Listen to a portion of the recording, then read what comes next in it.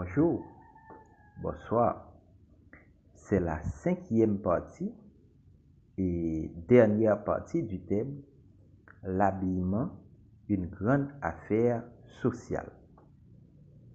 L'histoire politique haïtienne est soumise à un effet de balancier entre le pouvoir mulâtre 1807-1844 et le pouvoir noir 1879-1915, avec des intermèdes où des alliances entre noirs et mulâtres se font et se défont.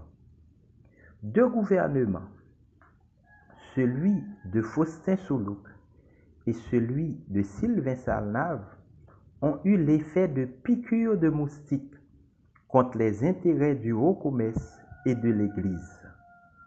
Toutefois, sous Soulouque, les Noirs se montraient avides de cicatriser leurs blessures sociales en ce qui concerne l'habillement.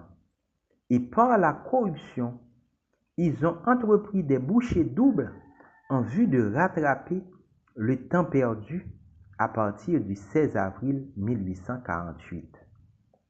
Et dans l'histoire nationale, deux dates ont été sanglantes pour les mulâtres.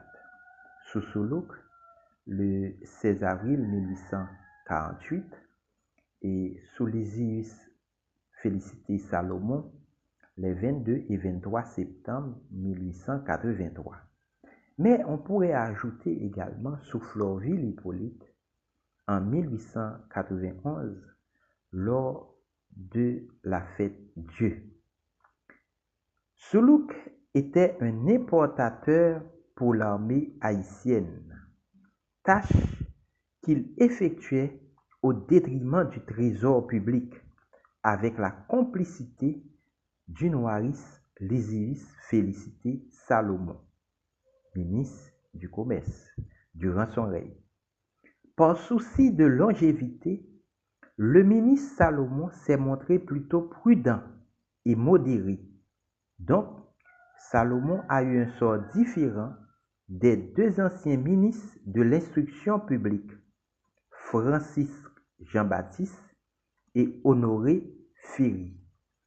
Accusé de conspiration, Francis a été exécuté à la Croix des Bouquets le 20 mars 1851 et Honoré Ferry exilé à la Jamaïque en 1848.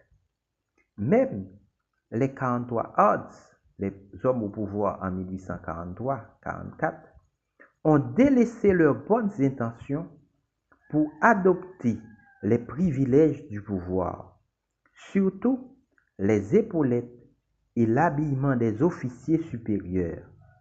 Tel n'était pas le cas des soldats.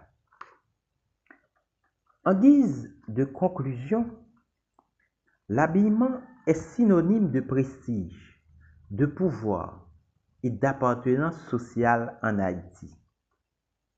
L'État haïtien contribue à donner cette image de marqueur social par le biais de ses fonctionnaires. On s'est soulevé contre l'empereur Jacques Ier qui a voulu être le seul noble de l'Empire d'Haïti.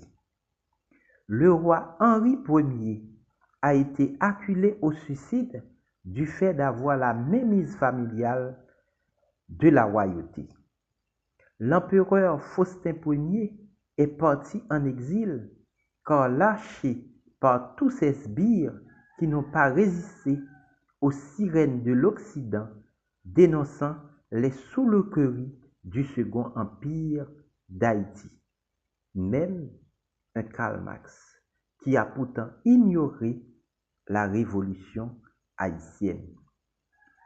Leslie Payan raconte qu'en 1851, Soulouque a dépensé pour un habit de couleur verte, un achat à l'extérieur, la somme de 30 000 francs, soit l'équivalent de l'argent pour l'éducation dans le budget national.